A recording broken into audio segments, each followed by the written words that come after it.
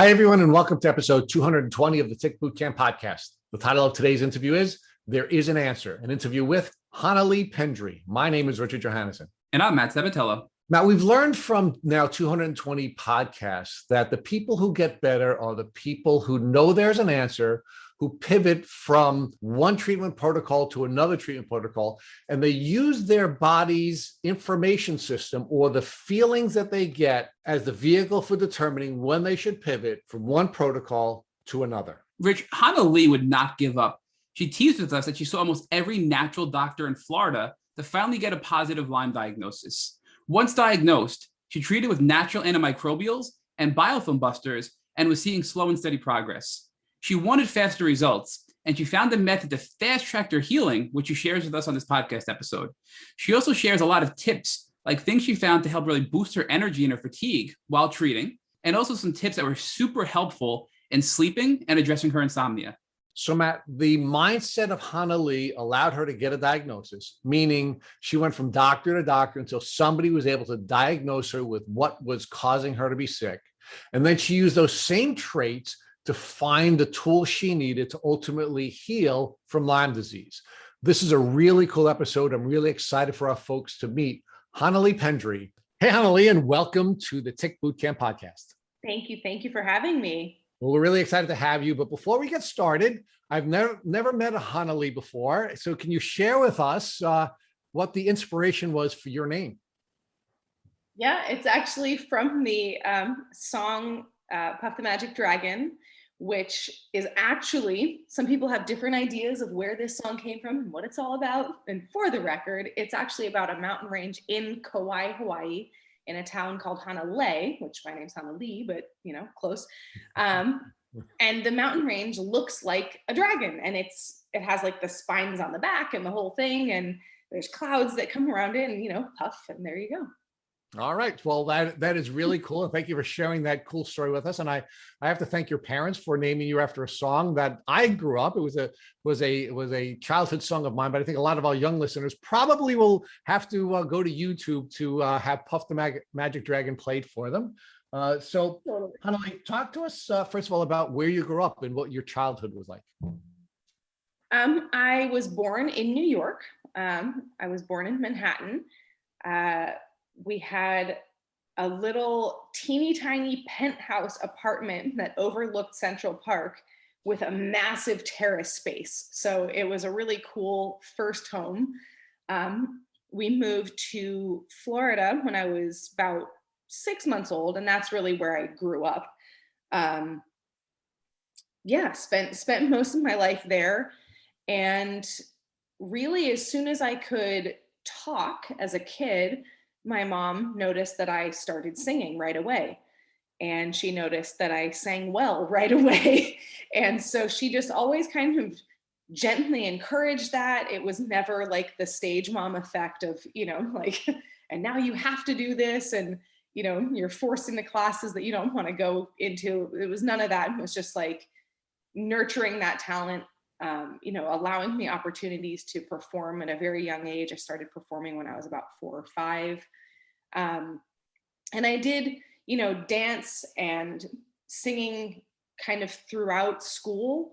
And then when I was 15, I got an amazing opportunity to perform with some incredible artists and a genius band for an event that had, many thousands of people at it. And I just sort of decided, like, if I do a really good job here and have a good work ethic and I'm kind to people, this will probably lead to more opportunities. And I've been very fortunate that is exactly what happened. And I've had an amazing career thus far that has been pretty much word of mouth from the people I've worked with and the people who've seen me to other opportunities. And I've spent my life, as I was growing up, really starting to be able to travel around the world performing. So before we get into unpacking your current career and how that developed, let's go back to the coincidence of your mother naming you after a song and then you Yeah. having musical talents. Let's talk about that a little bit. Do you think it really was a coincidence, or do you think your mom had some idea that perhaps she was birthing a musician? I think the name part was a coincidence in that way, as far as being a musically talented human. But both of my parents are artists. My mom is a visual artist. She does sculpting and painting. And my dad was a songwriter and a dancer and improv actor. And so, but I had like that kind of environment and encouragement, but I think someone is either an artist or they're not, like innately. I don't think that's something that's really you're raising so much as just like what your own natural kind of instincts are or whatever. So I think I was fortunate that I had artist parents and they recognized an artist daughter, and then I was able to pursue that, and not like no one tried to like talk me out of it. So your parents had some very obvious superpowers, and the genetic combination of two people with artistic superpowers produced a little person with superpowers, right? There you go. And that's probably not a whole lot different than anyone, right? I mean, we all do have these superpowers that we're born with, and we all have this purpose that we're born with. It's just not as obvious in some cases as it is in others. And in your case, because you came from people who had performing arts superpowers, it becomes pretty clear that they are who they are, and you were who you were. So talk to us about how that's developed and how it's taking you all around the world. Give us some examples of the kinds of venues that you've performed at and the kinds of work that you're doing now. Yeah. Oh man, venues of all shapes and sizes. Some absolutely gorgeous, big, beautiful theaters.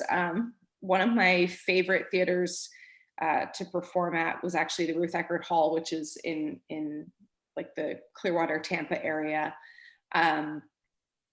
It's just a really nice layout, seats a good amount of people. And then, done big outdoor festivals that obviously have many, many, many, many, many more people than you can just fit in like a little, fit in a theater setting. But yeah, I've traveled all over the world, and I've been able to sing now on 6 continents. I'm still determined to perform somehow on Antarctica. I'm not quite sure like what that's going to look like, but it's going to happen. If anyone has a hookup to that, I'm all ears. Well, let me interrupt for a second. There is a parallel here. Ticks and Lyme disease are on every continent in the world other than Antarctica. So perhaps maybe that's one of the reasons why you haven't been there yet, because of this connection between you and Lyme. There you go. There you go. Yeah, and it's been amazing. I've worked with I've made some of my best like friends in the universe that have become family through performing, bands I've worked with, other artists. And, like I said, it's really developed very naturally. I will say one of the coolest experiences, because it was, there's the nice experiences of like, oh, this place is beautiful and everything's lovely. And, I have someone helping me and everything's great. But when I was 12 years old, 12, as we talk through this, we'll really get a sense of my entire sole purpose of all things is to help people. And when I was 12, I think there was a really defining moment in that side of my journey. I was in Africa with my mom, and we were there for about 2.5 months doing some humanitarian projects. And I got to see some really beautiful things there in some of the countries, gorgeous scenery, et cetera, et cetera. But we went to Mali, Africa, which is one of the poorest countries in the world. And I saw true poverty. Like, you couldn't get poorer than this, you know, like just the most extreme hardships.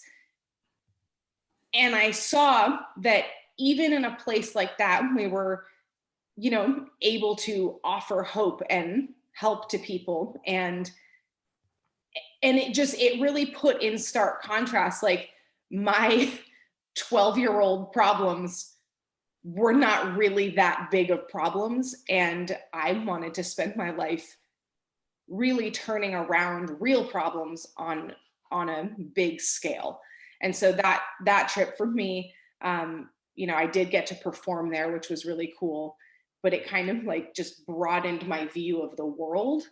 And I think that was actually probably the most important part of my education and a defining moment, like just in my, you know, life and development as a person. So, Hana-li, it sounds to me like you had a very privileged life, a very privileged upbringing, and a really enriching both cultural and educational experience with having been born to the people who were the superheroes that your parents are. Now, as part of this enriching experience and these educational opportunities that you had and these cultural opportunities you had, did you ever learn anything about ticks and tick diseases? I didn't. You know, maybe when I was, I heard about ticks a little bit. I knew they existed. Particularly, I went to visit some friends when I was a kid in Virginia, and they're like, "Oh yeah, you know, if you're playing outside, like, you gotta check for ticks." And I was like, "What are you talking about? What's that? Like, that's ew. Like, what? There's gonna be bugs on me? Like, I don't like that." So that was probably my first little like note of it. And I knew that they could cause Lyme disease, but I didn't really ever get more than that. It was like, oh, ticks can do this. Check yourself for ticks. You're probably fine. Everything's fine. And it was very like mild and kind of not something that was a huge conversation. So you were given some general awareness that there was this bug that could cause you to get sick and that you should be checking for it, but nothing else, right? No one taught you how to do tick checks. You weren't regularly doing tick checks. It was just something that got on your radar and then left your radar. Yeah, it was kind of like, you know, when you take a shower, like look over your body once and make sure you don't have bugs on you. And did you do that? Yeah.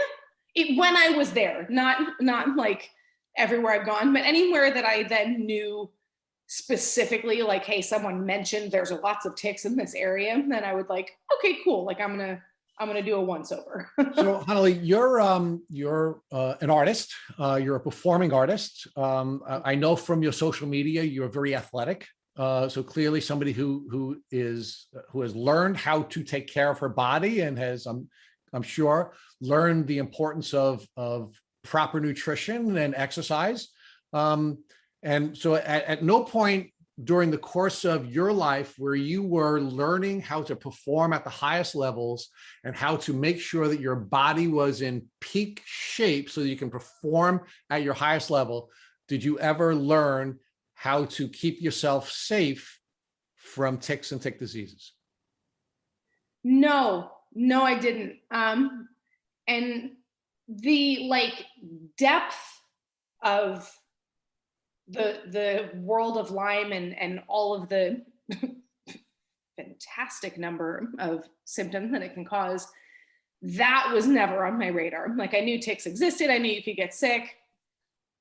I thought that Lyme disease was incredibly rare, even if you did have a tick bite. And I didn't know anything about it until a friend of mine had it. And I met her after the majority of her recovery, but that was when my awareness on like the rest of it kind of came in. But the truth is, Hana-li, you didn't believe that you could get sick from Lyme disease. You believe that's something other people had to deal with, right? I mean, you weren't taking any steps as part of your desire to be a really healthy human being to make sure that you didn't get sick. That was something that happened to other people. Rarely.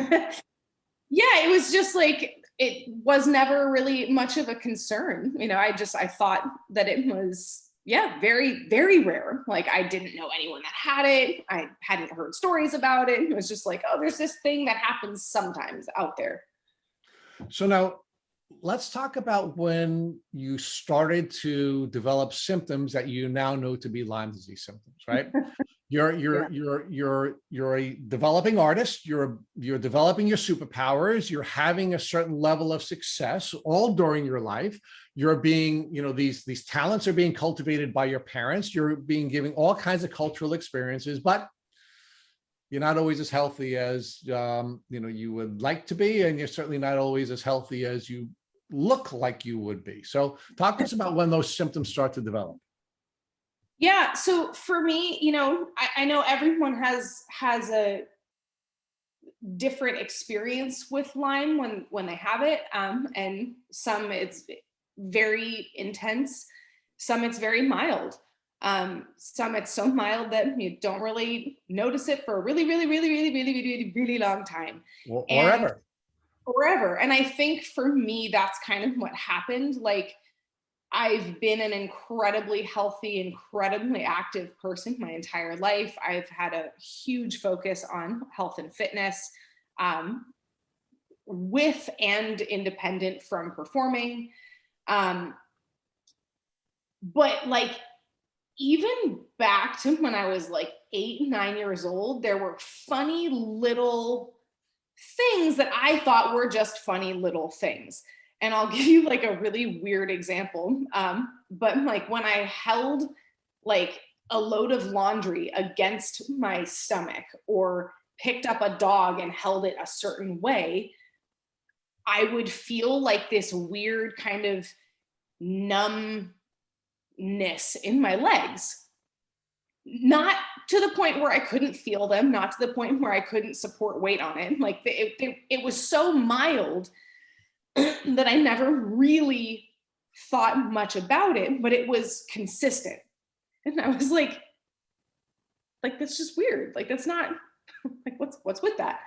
And no one else that I knew ever mentioned anything like that, and if I ever mentioned it like to my mom or a friend, they were just like, huh, that's weird. Like, and that was the end of it. And this happened for years and years and years and years and years and years and years. I was like, okay, it's just a thing, whatever. And then like driving at night with oncoming traffic, the lights were always like, it seems a little too bright. Like it's just a bit uncomfortable, not to any extreme degree, not to where I couldn't drive, but I didn't enjoy it.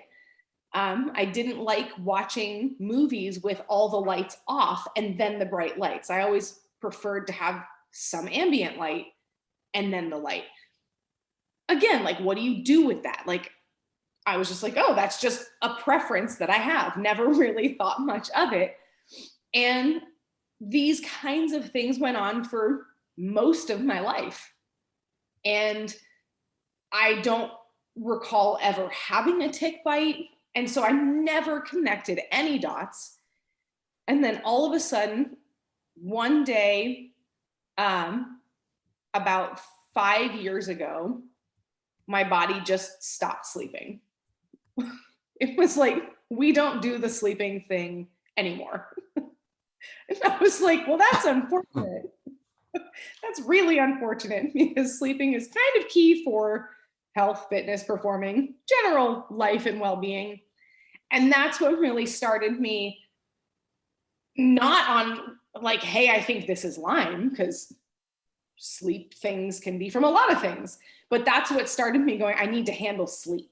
And that then led to, other things that I now piece together. All right. So Hana-li, give us some more detail about the sleep symptom. Dr. Bill Rawls is the author of Unlocking Lyme, had a very similar experience that you're describing, and you're being very kind and generous in the way you're describing. But I want to give this some more detail because it's a very common symptom for Lyme disease that Dr. Rawls has sort of become the standard bearer for. Talk to us about how you started to lose the ability to sleep, And what that means, were you going to bed? Were you not going to bed? What kinds of things were you trying to do? And how did that develop over the 4.5 years first? And then secondly, talk to us about how that was impacting you, because if you're not sleeping, obviously it's hard to perform, in any way, shape or form, physically or cognitively, if you're not getting any sleep. So talk to us about what that was like. Yeah. So basically, there was like a little blip, I don't know, maybe a couple weeks where it happened. And then my sleep went back to being perfect. And I was like, that was just a weird little moment. But let's talk about that moment. That meant you were up 24 hours, never going to bed for a whole window of time? No. So I my whole life have been on like a later schedule. My normal, bedtime, as it were, is probably around 2 in the morning. And so, normal standard, I went to bed around 2 and just laid there and laid there and laid there and laid there and tossed and turned. And okay, maybe this side will be more comfortable. Maybe that side will be more comfortable. Okay, now I'm hungry. I'll get up and have a snack. Okay, I'm thirsty. Okay, maybe I'll go to the bathroom. Okay, lay there, lay there, lay there, lay there. Okay, turn the lights on, turn the lights off. All right, different pillow on my back, on my stomach. Just laying there, laying there, laying there. Interesting. This is weird. Your morning would come and you just get up. Well, eventually I did fall asleep, and but probably fell asleep around 6, 7 in the morning. And so now, I'm sleeping till maybe noon, but I've really only had, 4, 5, 6 hours. And even that was broken and not super restful. So then you get up at noon, you've been in bed since 2, you've been in bed 10 hours, and you feel like you've slept 3, And I was like, well, now I'm so tired that tonight for sure I'll sleep great. Tired all day, tired all day, tired all day. Like, all right, still go to bed at 2. All right, here we go, ready for sleep. And the same cycle. Like, okay, now I'm just laying here for 3, 4, 5 hours. Maybe I'll fall asleep for an hour, get up to go to the bathroom. It'll take another hour or 2 to fall back asleep.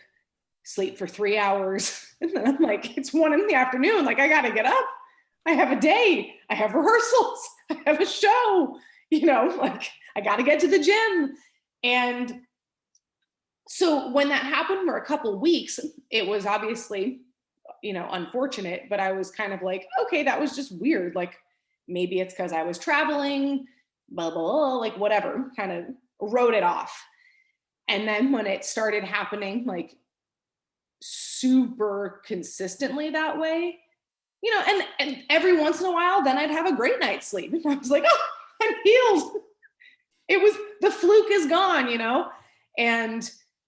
but it just became more and more regular that was how my nights went. And I was like, I've never had sleep troubles, and I did hormone tests. My hormones were fine. And I was like, obviously there's a reason, like, bodies are supposed to sleep. So this isn't just like, hey, I'm the person that doesn't sleep. Like, no, there's a reason. And I just became really determined to figure out what that was. But it took a while. It took about 4.5 years to figure that one out.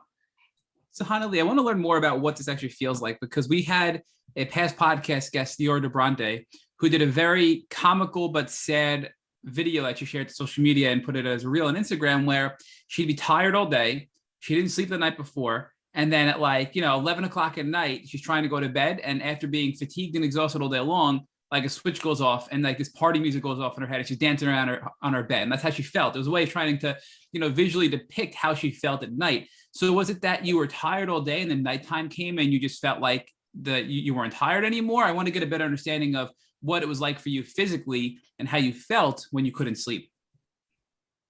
Yeah, I would say that kind of thing is more my normal, like not tired all day and then party, but like I like the night. Like for me, night is recording in the studio. It's, late night rehearsals. It's the performance. It's the cast party. Like all of those things are night for me normally.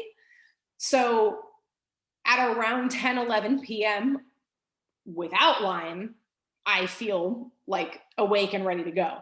But that doesn't mean that I'm dragging all day. With this, when the sleep thing started happening, it was just like, I would have like these pockets of like, oh, I feel good. I have energy.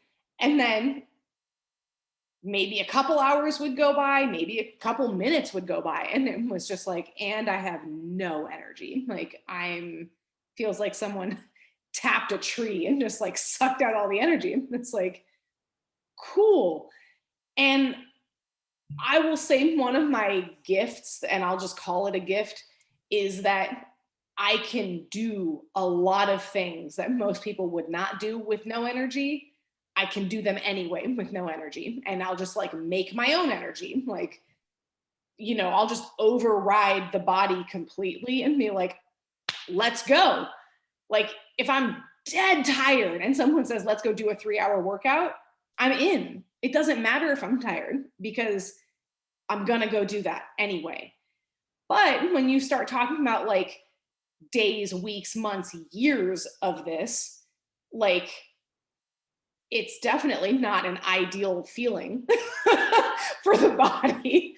And so I would just be kind of draggy all day, and I would still do all my things. I would still, like, no one from the outside would have known at all what my actual energy level was. And then night would come around and I would be like, maybe tonight's the night. Maybe my body will just lay down and sleep. And I would be so tired getting ready for bed that I couldn't get ready for bed quickly.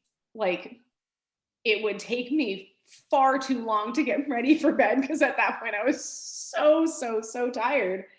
And then I would lay down and it would be like, oh, this heavenly pillow. Yes.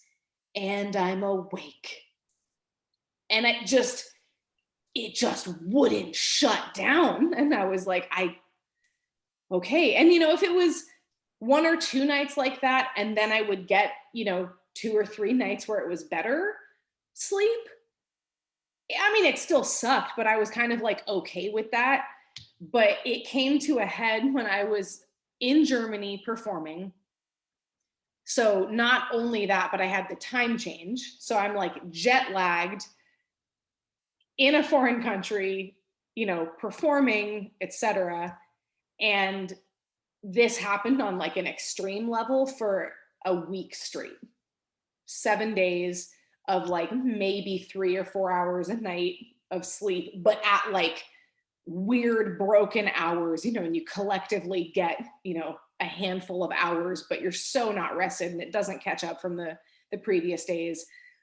And when I came back from that trip, I was like, I need an answer. Like I had already been to a bunch of people and they're like, you're healthy. I'm like, well, that's great. It doesn't solve the fact that I haven't slept in 4 years. Well, Hana-li, when you say you saw people, what kind of doctors were you seeing about your insomnia? I think I went to every natural doctor in the state of Florida. I mean, not really, but chiropractors, nutritionists. And I went to one that I had really high hopes for, and he was incredible in a lot of ways. I had an amazing, adjustment, and some things in other areas definitely improved, but he was actually a neurological chiropractor. Like he specialized in, neuro stuff, whatever that fully means. And that was like, okay, this is great. Because the other weird symptom, like the light thing, I didn't really ever think about it, but the sleep was the biggest thing. And then I started getting these like, the only way to describe it is numb, but I could still feel, but I had like these numb patches on my arms. I could feel it if I touched my arms, but they just felt kind of dead, like these little patches, and it would turn on and it would turn off, and it would turn on and it would turn off. And I was like, maybe this is only when I'm cold. Maybe this is only when I'm tired. And I was like, no, it's really not. Like, it's just at a whim, all of a sudden it'll be there and then it won't be. So I was like, maybe there's something going on neurologically. So I went to this neurological chiropractor, amazing guy, but he was like, you're not a neuro patient. Like, there's nothing wrong with you neurologically. And I was like, that's awesome. That's great news. And I was like, why are my arms numb? Like, why am I not sleeping? And he couldn't answer it. He was like, you're not a neuro patient. All of your neurological systems, all of the tests are perfect. And I was like, that's totally what I want to hear, but it does not give me a solution for this because I'm actually experiencing something. But Hana-li, real quick, looking back, do you believe that you were a neurological patient because that the light sensitivity and the numbness in your arms and the insomnia were likely neurological symptoms from Lyme disease? I don't think that I was a neuro patient. I don't think that there was something like damaged in my neurological system. I think I was getting signals like in the body, neurological signals for sure, from Lyme for sure. But I don't think that he was wrong in that I wasn't a neuro patient, if that makes sense. It does, but I feel like you're being too kind on this, doctor, and feel free to challenge me on this because it sounds like your brain was sending signals to your body, right? Your brain was sending signals to your arms, and you were having numbness and weakness and tingling, and then you were having extreme light sensitivity, which is clearly, your brain reacting to visual stimuli. And yet he was saying it was not a neurological problem, but you were exhibiting neurological symptoms. And the reason I'm pushing you on this, Hana-li, is because I feel like many neurologists will dismiss chronic Lyme patients, and that's the reason why it takes them so long to get a diagnosis. And if more doctors, specifically neurologists, were aware of the signs and symptoms of tick-borne illness, we could shortcut the diagnostic journeys of many, many people in the community. Yeah, no, I mean, I definitely think that he should have gone there. I think he, should know that. And like, I get that from his training and the kinds of neurological things that he specialized in.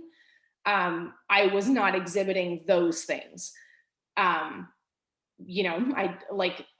was no spinal cord injury or, there was nothing in that way. No head trauma, like whatever, my nerves were functioning properly, but something in the signals was obviously not right. And I do think that he should have known that for sure. I respect the work that he does do, and he did help me in other ways. Like I said, I had a rib that kept going out of place that he definitely helped. But it was weird to me how few people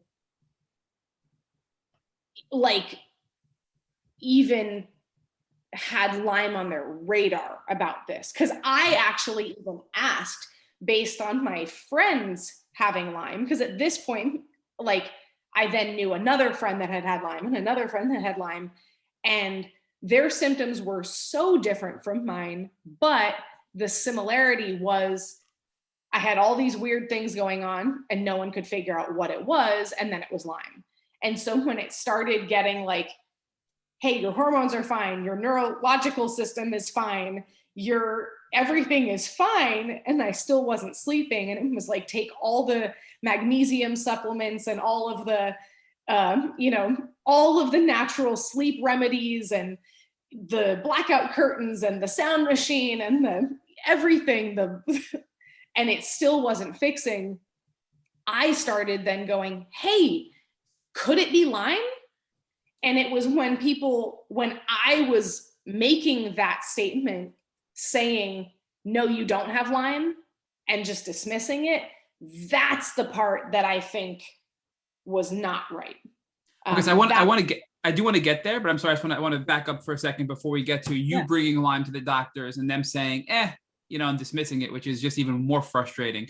But your neurologic chiropractor and all the other doctors you were seeing, pretty much every holistic doctor in Florida, what kind of tests did they do? Because again, I feel like you were exhibiting some neurological symptoms, but all the tests came back fine. So were they doing MRIs? Were they doing CAT scans? Were they doing nerve conductivity testing? What kind of tests were being done to rule out and say, you know what, Hana-li, you're fine? It was a lot of things like having me do like manual, movements and making sure I'm like, okay, I can move these at the same rate. And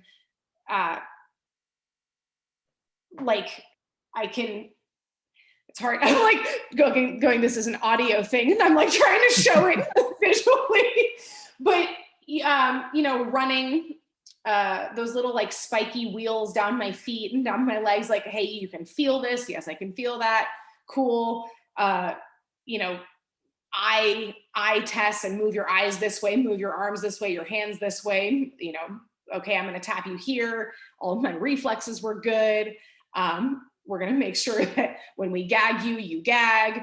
Like all of those like body responses to, I guess, outside stimuli and inside, like, hey, I can control my body. And all of those things were perfect. So the reason I'm asking that is because people listening may be struggling to get a proper diagnosis, and they may be in the boat you were in where they didn't know what was going on and they suspect tick-borne illness.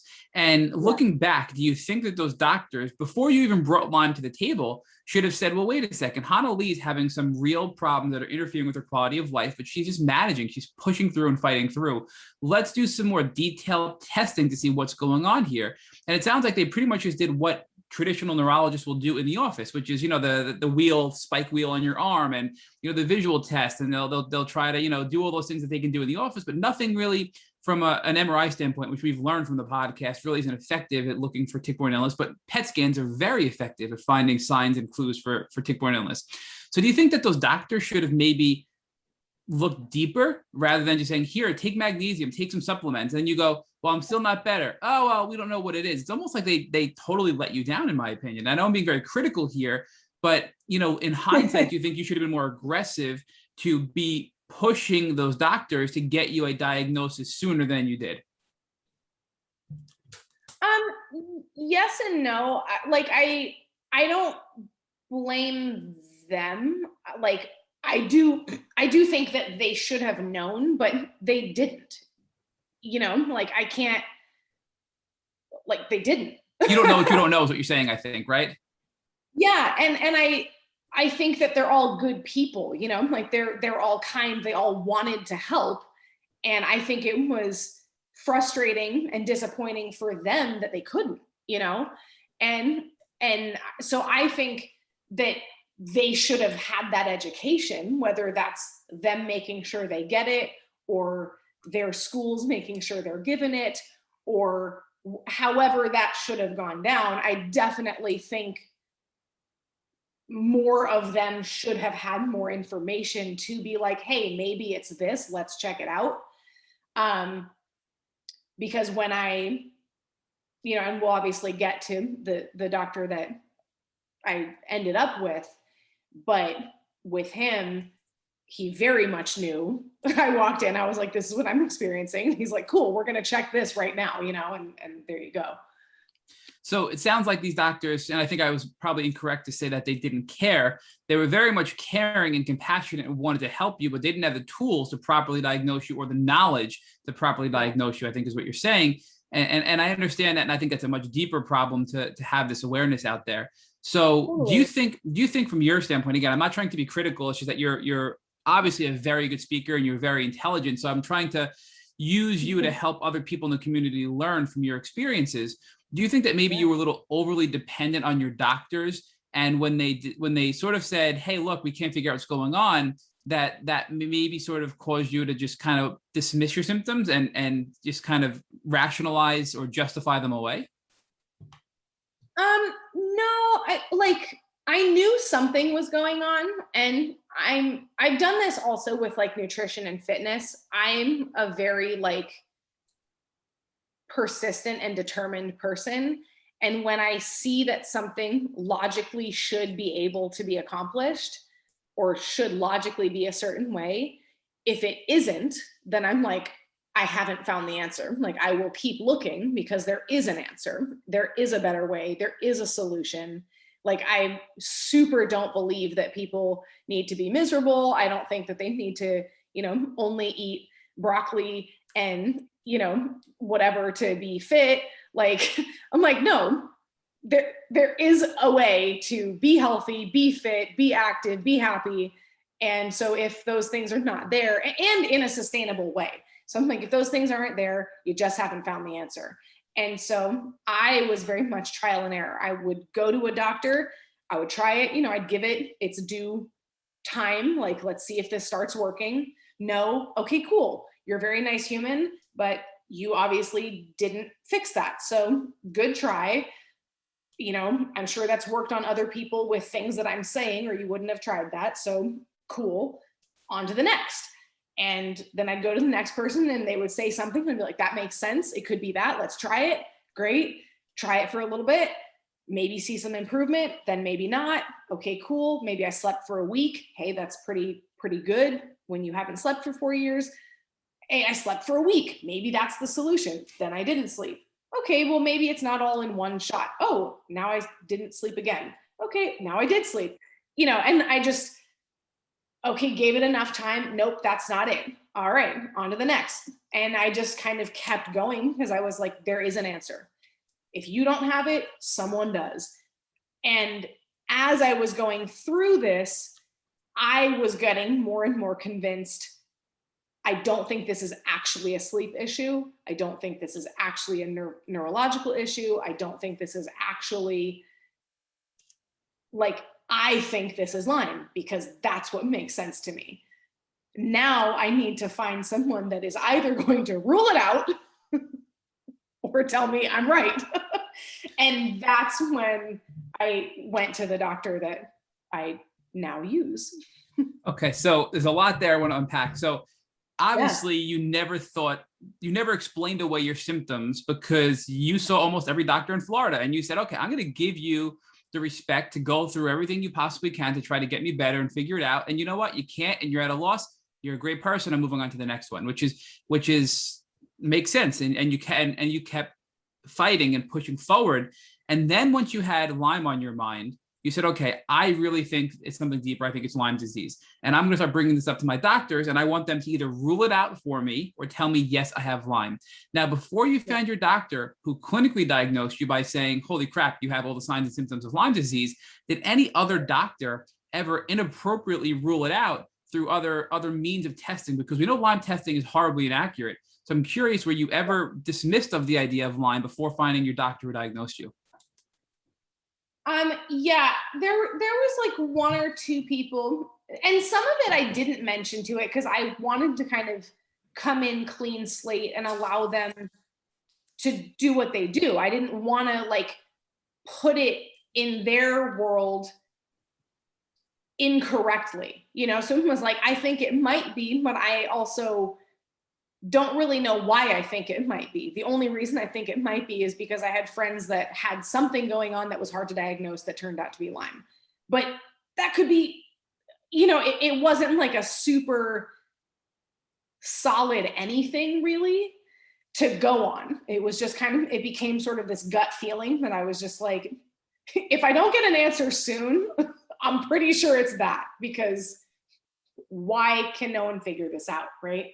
And I was like, if Lyme is like the thing that's hard to figure out, maybe that's what's going on.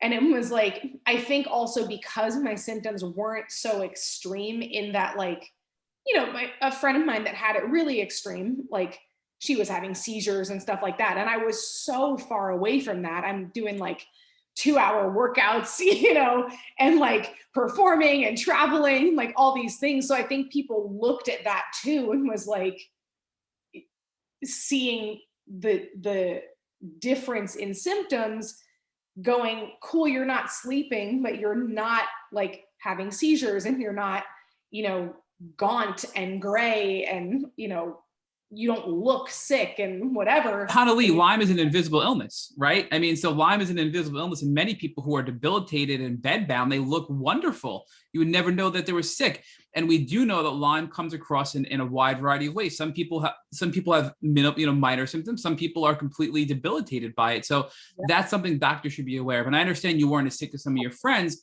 but it wasn't just insomnia. You were exhibiting other symptoms as well. I mean, light sensitivity out of the blue, the numbness and the, the tingling, and you're starting to develop more and more symptoms.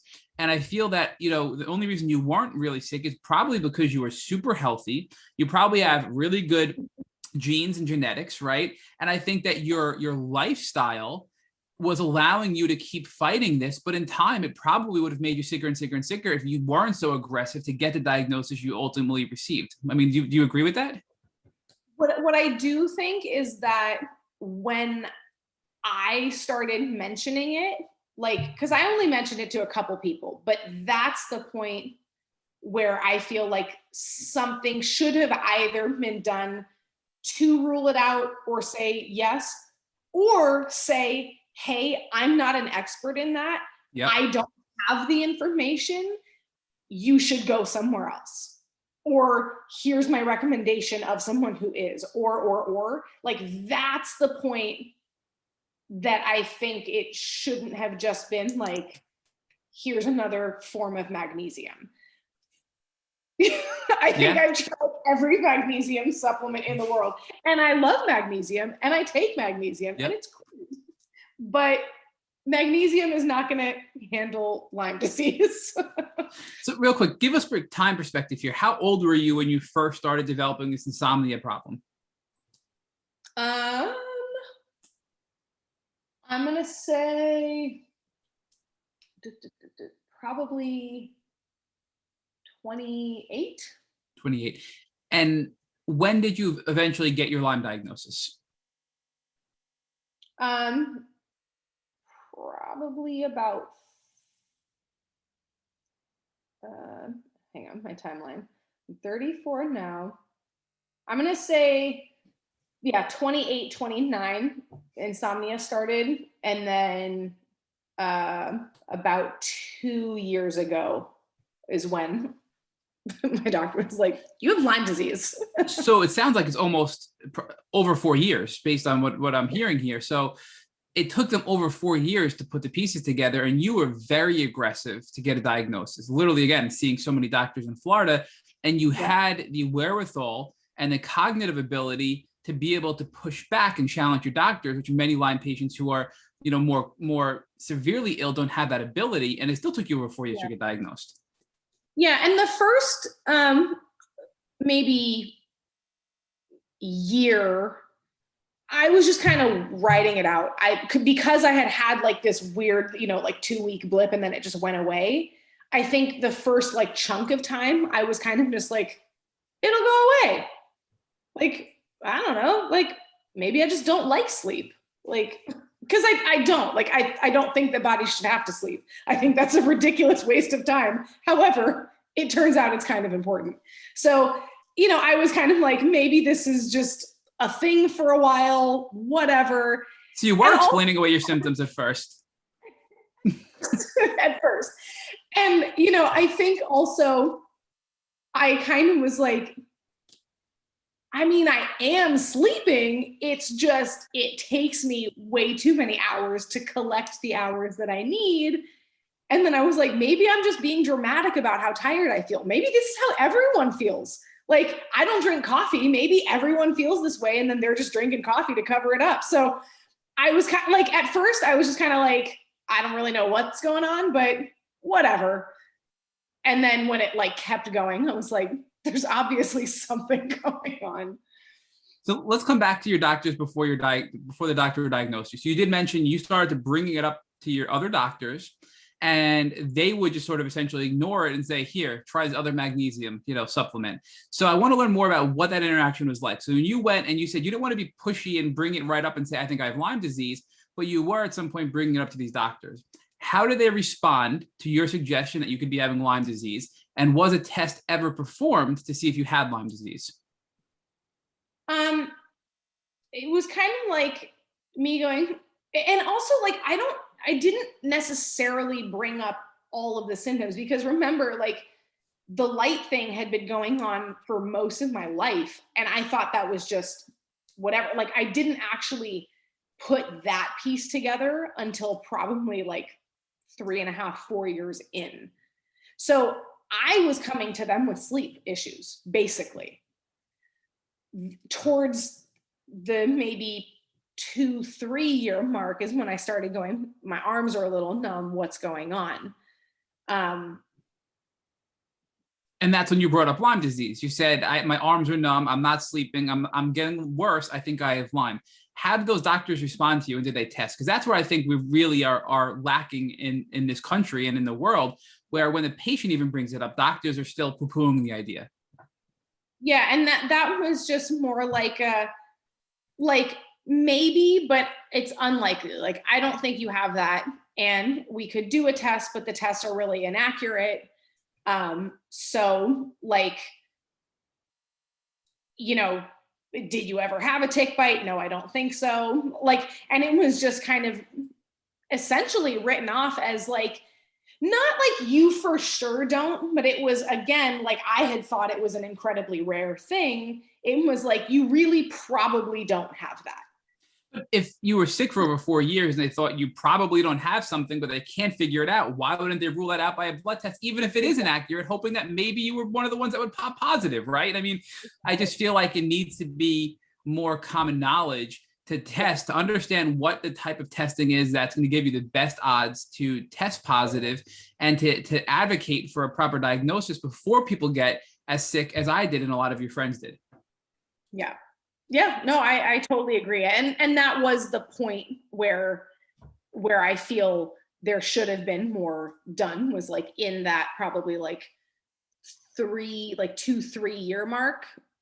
Really around like the 3 year mark was when I was like, oh, like, we've done all of the normal things that should work. Can we do some of the other things now? And what's interesting is I actually still to this day have never had a blood Lyme test. I was actually diagnosed with muscle testing. Ooh, I can't wait to talk about that. Which I have mixed feelings about, but that is what found and kept finding, which I will say other doctors did muscle test me on other things, and I think Lyme was probably also in those kits and didn't show up. So that's where I'm like, cool, not really sure what to make of that. But when this doctor, I didn't walk in saying I think I have Lyme. I just walked in saying I'm not sleeping, have some numbness going on, would really like an answer. The first thing he checked was Lyme. It showed up. He's like, you have Lyme. And he was like, we can do the normal blood test to confirm it. It's super inaccurate. And at that point I was like, I do have Lyme, and I know that at this point because it's the only thing that makes sense. So if it's showing up for you and it's showing up now, because he had, like, I had seen him for, chiropractic and just general testing before. And like, this is TMI, but like, he had found tapeworms on me before, and then I passed tapeworms. So I was like, okay, whatever muscle testing he's doing is more accurate. Like, he actually found something and handled it. So when he found Lyme that way, I was like, I trust that that's accurate. And especially if what you're finding with muscle testing isn't changing week to week, which I've had in the past, like, oh, this week you have Epstein-Barr, this week you don't. Then it's back. Now you have 8 viruses. Now you don't. Now you have, I'm like, obviously that's not true. Right. But this, every time I came in, it was like Lyme, Lyme, Lyme, Lyme. And I was like, good, we have some consistency going on here. And I started feeling better with the treatment. And that's where I was like, okay, like I trust that diagnosis and it's leading to a resolution. So I'm in. All right, so let's explore a little bit deeper. So it sounds like before you were diagnosed with Lyme disease, the same doctor who eventually diagnosed you was able to identify parasites or tapeworms and helped you pass those worms. Is that correct? Yeah. So parasites are very, very common in people with Lyme disease. In fact, I was on a Lyme group just this week, and I think every single person on that group has said that they've had to pass some sort of parasite in order to help them in their healing journey to recover from Lyme. So they seem to go hand in hand. We do know that ticks spit parasites into the host. I'm sorry, what was that? And it also seems that for whatever reason, you kind of have to handle the parasites first before you can fully handle the Lyme. For whatever reason, I don't know the science behind that. I'm not saying that's true for everyone because I'm not a doctor or an expert, but that's what I have seen in the people that I have now met who are on that journey. Well, Hana-li, we interviewed one of the leading parasite doctors, Dr. Alan McDonald, and he taught us that the parasites actually hold and harbor the Lyme bacteria and other viruses and other bacteria and protect them from antibiotics and alternative treatments. So if you don't address those parasites, you're never going to be able to get at and treat or address the other things you have going on in your body. So I think you're spot on with your statement there. That makes sense. Yeah. Yeah, there you go. So talk to us about the parasites, right? So we, like I said, we do know that ticks will spit parasites into you. We do know that there are things, microscopic nematodes that can be spit into you from a tick. We do know that you can develop parasites in your GI tract, right, in your intestines. We do know that we've had people tell us you can have parasites in your nose and all kinds of nasty parasites in different ways and different sizes. So you were diagnosed as having tapeworms via muscle testing? Yeah. And at that time, was the same doctor looking for Lyme as well, or that wasn't something he was muscle testing for? So his is kind of like what shows up as like the primary thing, and then other things can kind of show up, but sometimes you have to kind of handle like the thing that is the biggest, most obvious problem first, and then kind of like the next layer of the onion then shows up. And so for me, the thing that was showing up was parasites. We handled that. I definitely felt better, but I still wasn't sleeping. And that's when we found Lyme. So how did you handle the parasites and the tapeworms? What kind of treatment did you get from this? And what kind of doctor was this? Was this a naturopathic doctor? Yeah. But what's cool about him is this is Dr. Jared Roscoe from New Era Medical in Clearwater, Florida, for anyone who wants a good doctor who can actually help you. I want to send my sister there. She lives in Florida, so thank you for sharing that. Absolutely. No, he's incredible, and his staff are great. But yeah, so we muscle tested, and then we did a major like herbal, non-drug herbal. I'll just put that plug right there. What do you mean by non-drug herbal? Are there other herbs that are drugs? Well, just people, like, to me, natural. I'll just say it for the record, for me, I'm not into, quote unquote medicinal marijuana. I'm not into CBD. I'm not into any of that stuff. So when I say natural, some people can still, for them, want to include that. I don't include that. So this is natural, non-drug, herbal supplements. And so we did like a bunch of wormwood, and he has, I think it's like called Para 1 and Para 2. And Para. Were these Cellcore Para 1 and Para 2? Is that the brand? I don't remember the brand, but possibly. Yeah, and just took a bunch of that for, couple months, and there you go. Then all of a sudden I stopped testing for the parasites and also stopped testing that those supplements were needed by my body. And that's what I like about him, is he does the muscle testing, he does the natural stuff. He also does a lot of blood testing to kind of, confirm balance. see deeper things. And he has like a nurse practitioner there. They do a bunch of like IVs. So he really has that, like, it's a natural place, but he's also not just like, and here's another standard process supplement, and that's all I do, which I love standard process, don't get me wrong, but take some more magnesium and you'll be fine. That's all. Exactly. Like he really comes at it with a really holistic, like well-rounded, complete approach. And I super appreciate that. So Hana-li, it sounds like you were being, a little cautious about muscle testing in the beginning. And as I mentioned to you earlier, I was a little kind of turned, like, how can that really work? But we've been proven wrong time and time again. Again, you're our 220th podcast guest, and countless guests have told us muscle testing has helped them identify what to treat. And I'm a firm believer in it now personally. And you just gave us something new about that, though, which I didn't know up until this interview, is that the muscle testing is going to first result in what is most prominent that needs to be addressed. And for you, it was the parasites.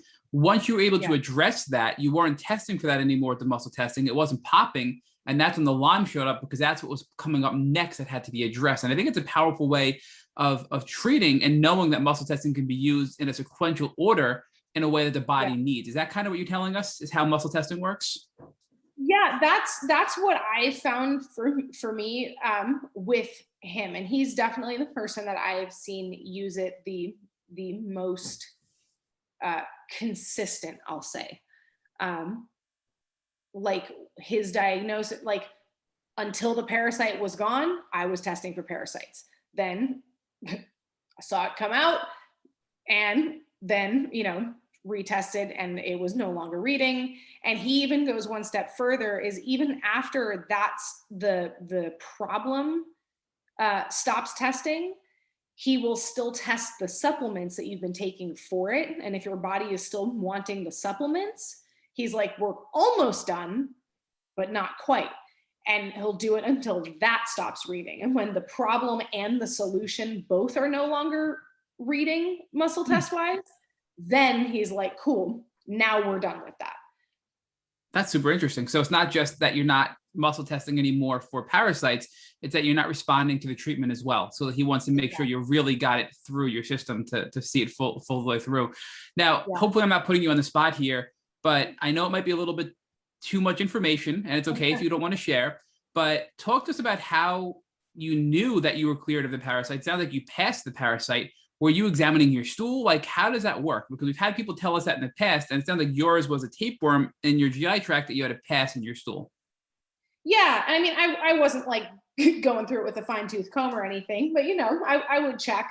And I'll just say this was long enough and obvious enough where I was like, well, there you go. Give us an idea lengthwise. I mean, probably a good 6 inches. And what did it look like? Was it like a string? Was it like a rope? Was it rectangular? Just give us an idea of shape and size, because I can't tell you, Hana-li, how many people have come to us and said, I think I passed a parasite. This is how it looked. What do you think?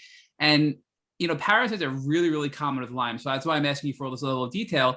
You had a tapeworm, and I'm curious exactly what did it look like, so our listeners can understand what a tapeworm would look like if they think they may have passed one.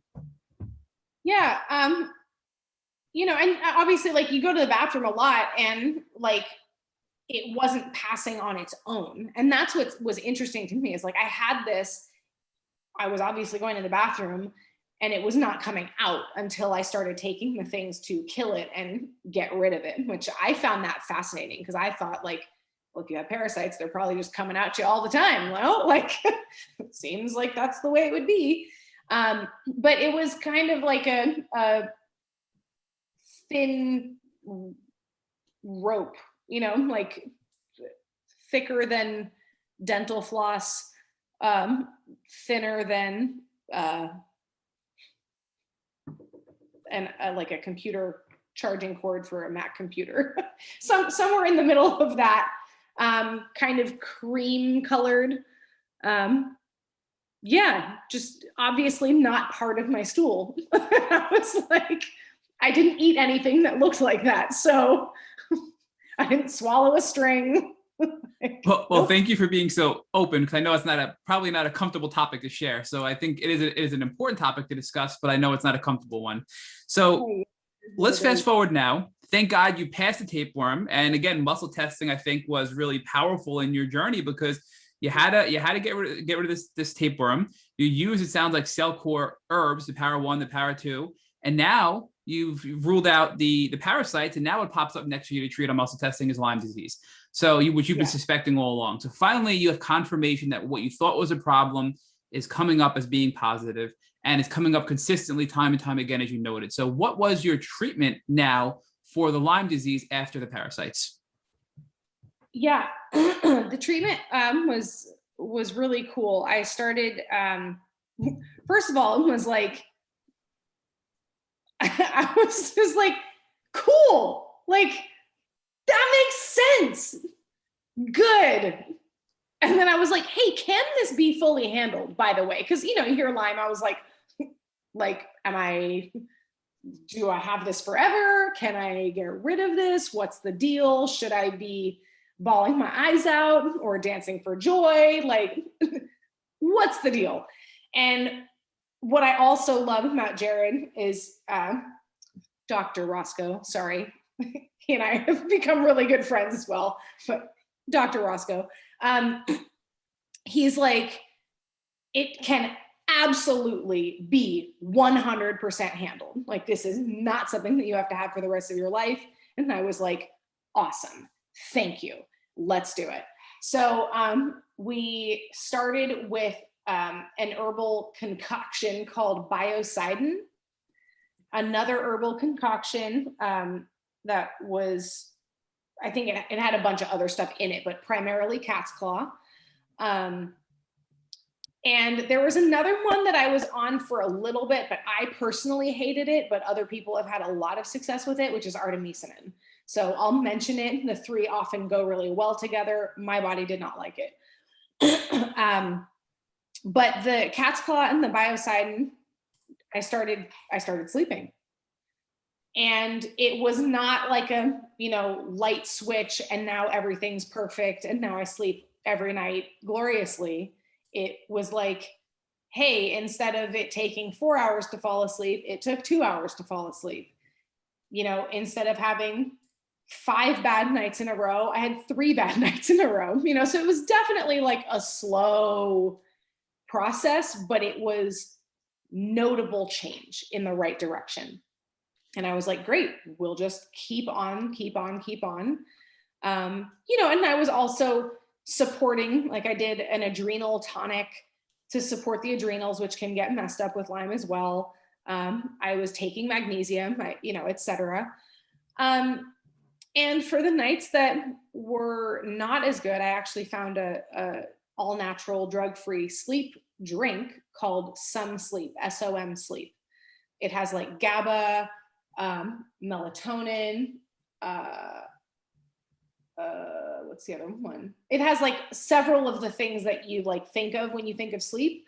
But whatever combination of it, that drink has worked really well for me and several other people that I know that have had sleep issues, whether it was Lyme related or not. So those were kind of my things that I was using, and it was getting better and better and better. And yeah, the quality of sleep, the duration of sleep, the speed of falling asleep and falling back asleep, the consistency of better nights just started increasing. But I was taking those supplements for about 1.5 years. So, it was not like a fast, boom, it's all better. Like, definitely not. But the numb patches started going away. The tingly stuff that I was feeling, because I also started feeling it like around my lips sometimes, that started going away. And then it would come back and then it would go away, but it would come back shorter, less frequently. And, so I was like, I'm on the right track here. Now it's just a matter of time. And if I can do things to boost that and speed it up, great. But what I'm doing is helping. So yay. So Hana-li, I think what you just described is a really important tip that we need to emphasize. Herbs are not an overnight treatment. A lot of people are used to pharmaceuticals and drugs, which can form dependencies. have a lot of adverse side effects, but do work much faster and are fast acting. Herbs, generally speaking, don't have those side effects, but they're more long-term because they're restorative. And it sounds like for you, it took about 1.5 years for you to get your sleep back and also get your tingling and your numbness and your these patches of numbness all through your body to resolve as well. So cat's claw, as we know, is a very strong antimicrobial herb. The biocidin, we know, is a biofilm buster, which is very important with parasites as well, the biocidins. I think that could have helped in both regards. And, you know, the adrenal tonics are really important to help regulate your hormones. So talk to us, the adrenal tonic, was that something that was proprietary by your naturopath, or is that a something you were buying, online or off the shelf that you can share with our listeners? Yeah, no, it's actually a supplement called adrenal tonic. I believe it's in the standard process family or medi-herb, because they have like two that kind of go together. I think it might be a medi-herb one, which I'm impressed I remembered the name in this moment. But yeah, and that one I kind of did on and off. Like when I woke up and looked at it and was like, yeah, I took it. When I woke up and looked at it and was like, not feeling it, I didn't take it. And I'm very in tune with my body, with all the health and fitness stuff that I've done over the years. So I trust that. Like on a day when, my body says eat more of this or less of that, I do. And I do the same thing with supplements. All of a sudden, I'll be like, yay, B vitamins, great. And all of a sudden I'm like, ew, B vitamins, no, I'll stop. I'm like, okay. And I kind of trust that. And I've also had a lot of those intuitions then confirmed by Dr. Roscoe with muscle testing. I'm like, all of a sudden I'm not feeling this supplement. All of a sudden it doesn't help me anymore. So it's been interesting to see that. So we now call that body confidence after our last podcast guest. She described that as body confidence, listening to your body, or intuition. And she used that collective term body confidence to say my body was giving me signs and I had to listen to those signs and I had to share them with my medical team to confirm. And she goes, and they were spot on. Like you said, you were listening to your body, and there were times you needed vitamin B. There were times you didn't need vitamin B. But I do want to come back to something that I find quite ironic because, and again, I'm sorry for being so hard on your earlier doctors, but your earlier doctors did test you and look at your hormones, and they said your hormones are fine. But now you're on an adrenal supplement, this adrenal tonic, which the adrenal glands regulate your hormones. So it sounds like you possibly could have had hormone issues all along, but the testing or the doctors weren't looking at it the right way. And maybe that did you a disservice as well earlier on. Yeah. And, hormones are interesting and finicky, and they all work together, and so many things can affect it.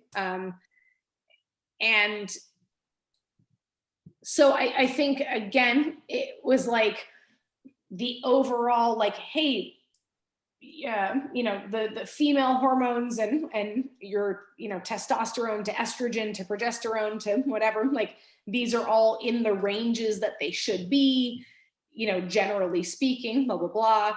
And nothing was like out enough or wrong enough to be like, oh, this explains it. It's like, cool, like maybe we'll support the adrenals a little bit. And I've been on adrenal supplements on and off my whole life, but everyone was like, it's because you stay up so late, which might have some validity, but there's also other people that stay up late that sleep. So they're explaining away your symptoms again. There it comes back, that theme, right? I mean, doctors were explaining away your symptoms, but you kept, granted, I know in the beginning, before it was really bad, you were saying, I'm just staying up late. But once you realized you were sick, you were not letting doctors explain away your symptoms, which is why I think you were able to land on a diagnosis and get better and be where you are today. Yeah, for sure.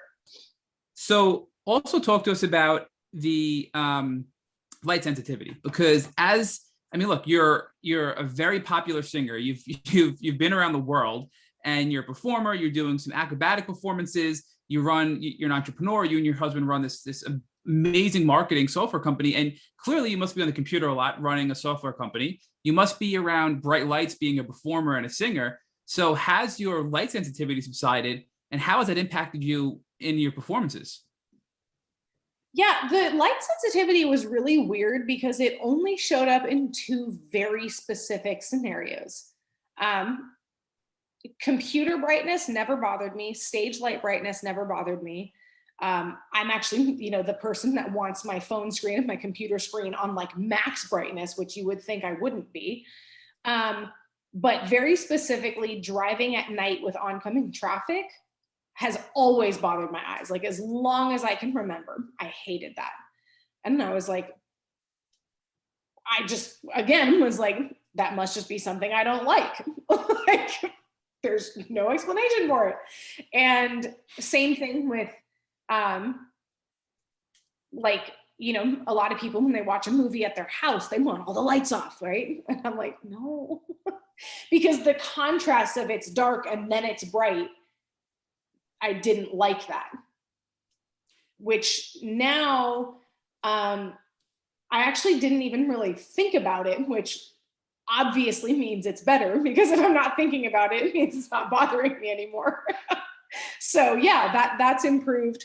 That was never something that for me was like a crippling thing or like really affected my life. It was just kind of like, this is annoying. Like I would prefer if it weren't this bright, and so now, yeah, driving at night doesn't bother me now. And I haven't really thought about it watching movies. So I guess that's good. So clearly your treatment is working. And even though it wasn't a major debilitating thing with your light sensitivity, it's improved, obviously. So talk to us about we know that you've also done other things beyond the cat's claw, the biocide, and the adrenal tonic, and the SOM sleep, the SOM sleep.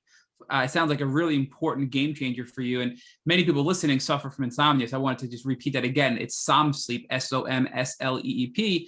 And that can be something our listeners can look at as a potential aid to help them sleep better with Lyme-related insomnia. But we do know that you did some ozone saunas, ozone IVs, and even UV light therapy. So talk to us how those treatments were used in your healing journey, and if you think they were worthwhile treatments for you. This is where I'm excited to talk about. I think that those things were like the key. So yeah, the supplements, awesome, definitely helped. But like I said, it took about a year and a half, and it still wasn't 100%. And I was at this point for me, the sleep was better, but even with sleep, my energy was super low. And again, it didn't stop me from doing any of my activities. I just did them all tired. And so that was more just frustrating, because I'm like, now I am sleeping most nights and I'm still tired. So why, again, I don't love sleeping. Like I don't love that I have to sleep. So I love that I do sleep now, but I don't love that we have to sleep as people. So it was kind of like, now I'm spending the time sleeping and my body's doing it, but I'm still not reaping the rewards from it because I'm just tired anyway. And I was like, that's not cool. So, and Lyme was still showing up muscle testing very consistently, like a good little bug. And I was like, okay, there's obviously like, it's just taking too long. And I was like, if this is going to take another 5 years, like I'll do it. It's not that I'm not going to do it, but if there's something I can do to speed this up, have energy now, that would be pretty cool. So I, went again to Dr. Roscoe and was like, what else can we do? And this part's more expensive. And so I didn't really want to do it. But for me, it really, really helped. So we did Myers cocktail IVs. I have since found that I do better just the high dose C without all the B vitamins, because my body doesn't love B vitamins as a general thing. I take some, but I take very small doses, just in like a supplement form. So pumping in a ton of it, that's what actually, I didn't love it. Maybe it was necessary at the time. So I'm going to let each person kind of figure that out with their doctor and with how they feel. Because obviously IVs in general can make you kind of tired and then feel better. But when I did it with the B, I felt more tired. And when I did it with just the C, I felt good immediately, for whatever that's worth. So I did Myers cocktail with C, and I did ozone IVs, which is awesome. So basically how that works is they take your blood out, put the ozone into your blood, and run it back into your arm. And as it's going in, like before it reaches you, it runs through a UV light, which kills, bacteria and all the nasty, crap that we're trying to get rid of. So not only it like cleans your blood essentially, but also gives you just so much good, oxygen with the extra molecule, making it ozone. And that was awesome. And you kind of move up, you start at one dose and you kind of increase from there. So I did a number of rounds of that, and then glutathione as well. So Hana-li, is this called EBO2? We had a guest describe for us last night that she had pretty much an identical treatment where it was ozone, where they would infuse her blood with ozone to kill off the Lyme bacteria, but also other viruses and bacteria that are beyond Lyme and tick-borne illness, which I think is important because we all have other things going on. And then after that, it would then use UV light to kill off even more in the blood before putting the blood back into your body. So is this something that you're aware of being called EBO2 as well? I forget, if I'm being honest, but when you said that, it does ring a bell. So it very well might be that. But yeah, it's UV light, like it's ozone plus UV light. However that. So your blood was literally being infused with ozone, which is obviously an airborne. They're pumping ozone as a chemical into your blood to clean it. And then it's being run through a UV light to clean it even further. So it's a two-step process, right? Yeah. And, okay. He was saying like the ozone by itself is great, but for Lyme and just general awesomeness, but Lyme specifically, he was saying like with the UV light, it just makes the ozone that much more effective. And so he was like, you can get it without, but I would recommend highly doing it with. And I was like, great, I want this gone, so let's do it. So walk us through your first ozone and UV light treatment. When you walked away, were you feeling energized? Were you feeling better? Did you feel a little bit worse? What was that like for you when you walked away from your first treatment? During it, I felt fine. I'm also very not finicky with needles. Like that whole experience doesn't bother me. So obviously if someone is not that way, they have just like the emotional draining of like dealing with needles. And I get that. So I didn't have that, which was great. During it, I felt fine. Right after, like during the glutathione push, because they just like that's not an IV, they just push that. My head felt very much like it was being stuffed with cotton balls, is the only way I can describe it. Like it just felt really dense and weird. We later slowed down the push and that helped. I could taste the B vitamins in my throat with it going into my arm, which was weird. And that I noticed was a common experience for people there. I was like, can you taste this? I can taste this. Like, yeah, I can taste it. So yeah, the combination after that, like immediately after, I felt super tired and dizzy for about 30 to 60 minutes. And then I felt good. Yeah, pretty good. And then usually like the next day I felt, a bit better. And it was kind of just like a cumulative experience of, as I went through them, I noticed like I just felt better. And then more recently, like after that, I did another round without the B vitamins of just C and the ozone and the glutathione slower. And after that, I felt great, like immediately. I was like, cool, feel awesome. And we added one thing. I did also 3 treatments of NAD IVs. And NAD has something to do with niacin. I don't know if it's what makes up niacin or what niacin breaks down into. Again, not an expert, but it's essentially liquid energy, because still, I was like, I'm feeling better. Lyme's not showing up. This is great, but I'm still tired. Like I'm sleeping well, but I'm just tired during the day. And I got these 3 treatments of NAD, and I have had energy since. It, like, for me, that was just from an energy perspective, was a game changer. And also the ozone saunas, you sit in a little pod with your head sticking out the top. It's like a little white egg pod. And Lyme was still showing up. This was right before I started the intravenous ozone. I did my first ozone sauna, and I went into it dragging like I had been. And I came out of it 20 minutes later, like I am physically well. I feel good. I feel like Superman. I can take on the world. I have more energy than I've had in years. And I was like, there's something to this ozone business. Give me all the ozone. I am so all about it. So that was actually my first introduction to ozone. And then we did it intravenously. And I also just did more of the saunas because I frankly am kind of obsessed with them. I just love them. So just to kind of give a high level overview, you were having slow and steady success with the cat's claw, the biocide, and the herbs, the adrenal tonics, the som sleep. You were getting results, but it wasn't quick enough. So about 1.5 years in, you started using these ozone saunas, then the ozone IV with the UV light therapy, and then finally the NAD, which is that liquid energy or that liquid gold. And that is what it allowed you to really fast track your recovery, it sounds like. Yeah. And now, like I said, Lyme isn't showing up muscle testing.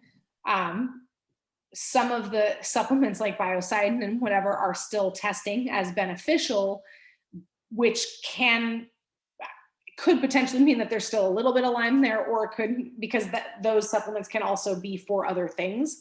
Like they can also help with other things. So that is not like a super determinant of I still have Lyme at all, or it's completely gone. But I will say there's the traditional Lyme blood test that's not super reliable. And then there's another one that I don't know what it's called, and I apologize for that. I will get the name and I'll email it to you so you can, share that with listeners. But there's a specific blood test that tests for specific white blood cell that apparently, if you have Lyme, is spiked. And you can kind of get like a numerical value based on where that number is. And so that's going to kind of be the final piece for me, is getting that blood test and seeing if it's completely gone or almost completely gone. If it's completely gone, awesome. Like I'm feeling great. And if it's not, then, I'll probably do another, few of the ozone IVs and recheck it until it's basically gone. But I'm essentially in the clear now, and better. I just want to make sure like it's fully done and doesn't come back. So Hana-li, is this the CD57 markers that you're referring to with the white blood cells, or you're not sure?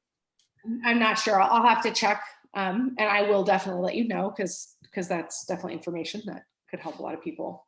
Thank you.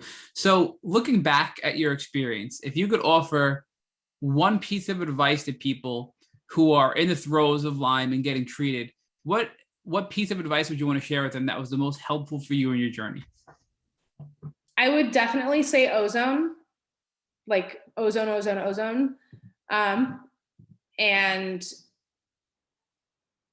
just like persistence and really knowing that you 100% can fully heal it.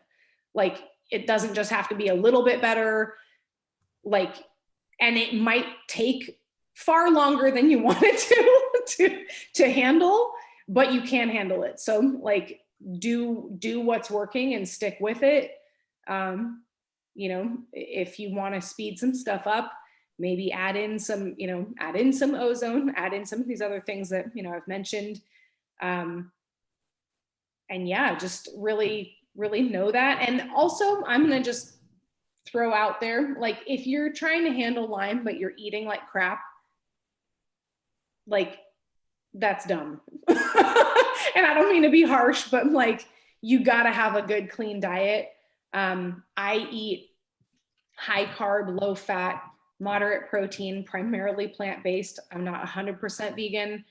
but I do eat primarily plant-based, and, you know, lots of fruit, lots of veggies, as much organic as, you know, I can and makes sense.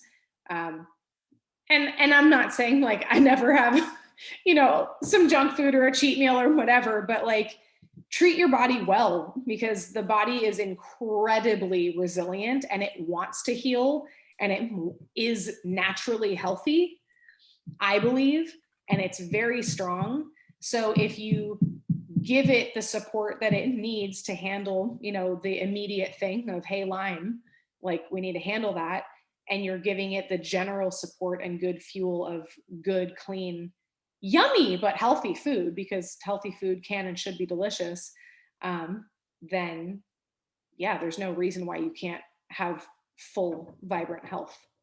So Hana-li, I know Rich is going to kill me because I keep telling him he's up and I keep jumping back in for one more question here, but this is a really important topic, I feel, because so many people in the Lyme community have made comments that sometimes you have to feed the bugs. Sometimes you have to, you know, you're having a rough day, you're feeling emotional, and you know what? You know that dairy and sugar make you feel horrible, both psychologically and physically from inflammation. But you know what? Go eat a whole bunch of cheesecake. It's okay. It's not a big deal. You have to, you know. And my takeaway is, you know, where I'm at is I know what food triggers exist for me personally, which I think is for everybody. It's different where our thresholds are. And even if I'm having a bad day or I'm just saying, you know what, I really am craving something, I try not to. And don't get me wrong, I do, but I know it's a mistake. And I always caution people to be careful of that, because I know I feel the consequences. The next day, I will feel it for the entire day if I do something like that. So what is your opinion on that balance of saying you can't be too strict, because how practical is that for the average person, but also not feeding into the idea of it's okay to go and do all kinds of things, you know, diet-wise that you know are going to set you back from healing and also cause a major flare-up for you? Like, where do you land on that topic there? Yeah, for me, like I never really had a flare up in terms of like eat junk food and symptoms are worse for me. However, I am a huge proponent of eating very clean, very much of the time. So I think for me, my passion of love and fitness kind of set a really good groundwork. I'm very disciplined. I'm a good cook. I know how to make really delicious things out of very healthy ingredients. And so for me, that, like, you know, I think a lot of people have the idea of like 80-20. For me, it's more like 95-5 kind of thing, you know? And so I think that 5% is, that's the real life.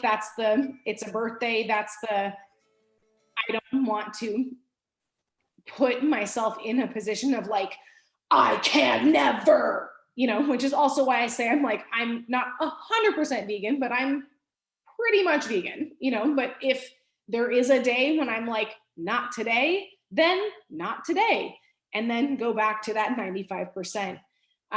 And so I think if someone is in the throes of like really, really, really, really intense Lyme, yeah, you're going to have to be way strict. Like, and strict in what? Because again, there's so much conflicting information, and that's a whole other, you know, multiple hour podcast that we're not going to get into. But do your research.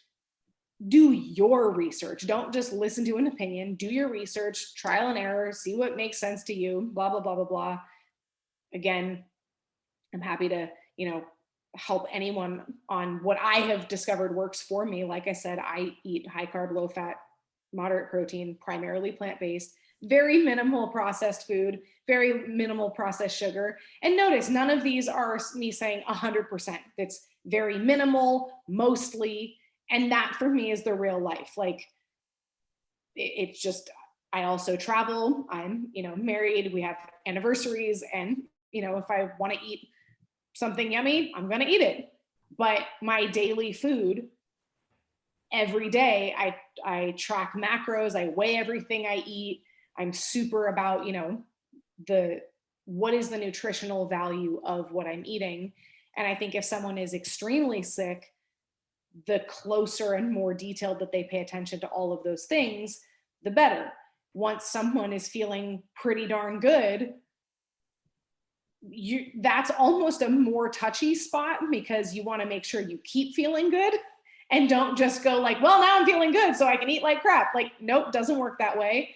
Now you're feeling good, keep it going, but you might have a little more wiggle room to like have the occasional thing and know that it's not going to completely tank your health. Great. That's awesome. Don't abuse it. And I, have seen people really abuse that, and then they're back to where they started. And it's like, no. So yeah, big proponent of eating super, super, super, super, super clean almost all the time.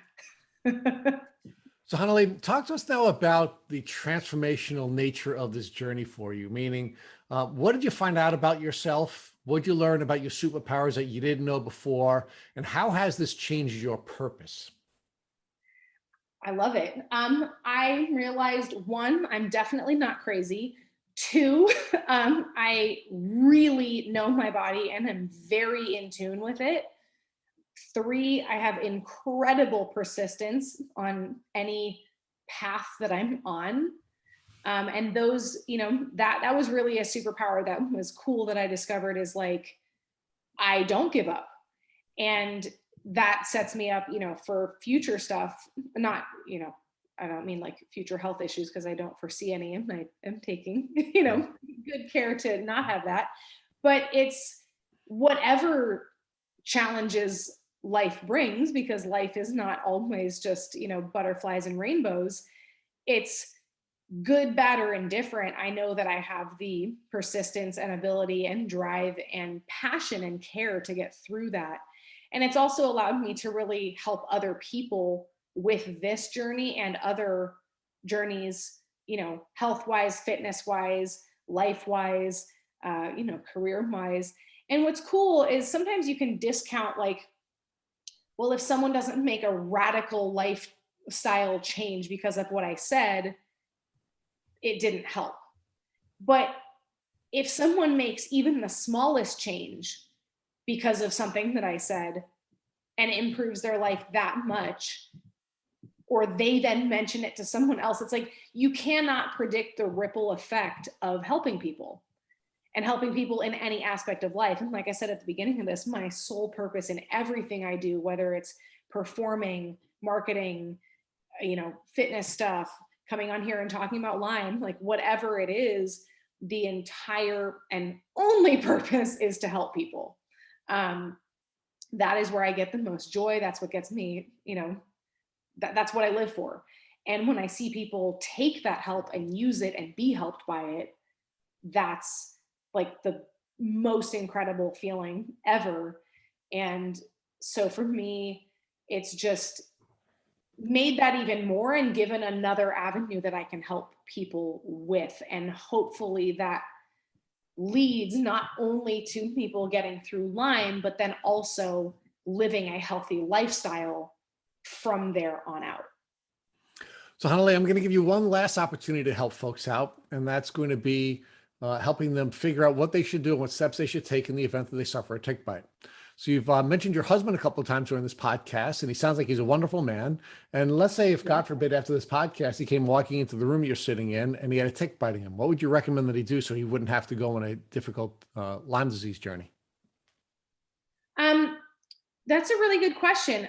First, I want to just mention that, tick bites are not the only way that people can get Lyme.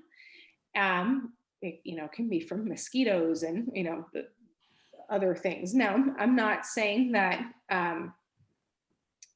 that one shouldn't walk around paranoid because, again, there's like real life, Well, let's talk about that. Let's talk about that because I think there is this belief that because of their vectors harbor the bacteria that is synonymously known as Lyme disease, that it can be transmitted that way. And I'm not sure that's really true. I'm not sure that there's actually any lab results that suggest that is the case. But you could certainly get Lyme disease congenitally, meaning it could be passed from mother to child.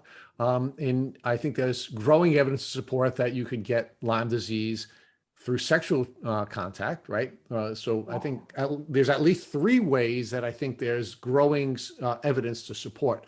Whether or not we can get it from a fly or a mosquito or from some other source is something that I think there is a lot of debate about, and certainly hasn't been reproduced in any lab settings. But you're right. Yeah.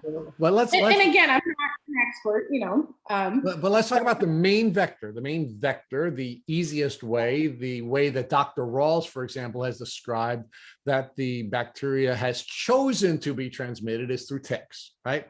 So let's say your husband has a tick biting him. Let's focus on that. We're not going to focus on sexual transmission, and certainly he's already born, so he either has it or he doesn't. If that were the vehicle for transmission, but let's talk about a tick bite. He has a tick biting him. What would you recommend that he do so he wouldn't get sick? First, I would, obviously get the tick off of you, and I would have him, go get the blood test that I was talking about. Sure, the normal one that is not super reliable, but like, why not rule it out? And muscle testing. And I would just say, like, go rule it out, and or not. And if it's there, then start immediately. Like, take these herbal supplements, go get a bunch of ozone IVs, because that's going to help with your just general health anyway. It helps so many things, because it's ozone. And obviously eat healthy. And that would be kind of my best advice to anyone who thinks that they could have it or could be getting it, is like, go rule it out or rule it in. If it's in, then, just jump on it. Don't wait until you're, super sick and having tons of weird symptoms that no one understands. Like, just worst case scenario is you're going to boost your body with a bunch of good stuff anyway, which is going to help your overall health anyway. And, if you actually have Lyme, then nip it before it gets bad. So Hana-li, I'd like to end our podcast the way we began. So pause for a second and let's listen to something that may cause people to see this come full circle.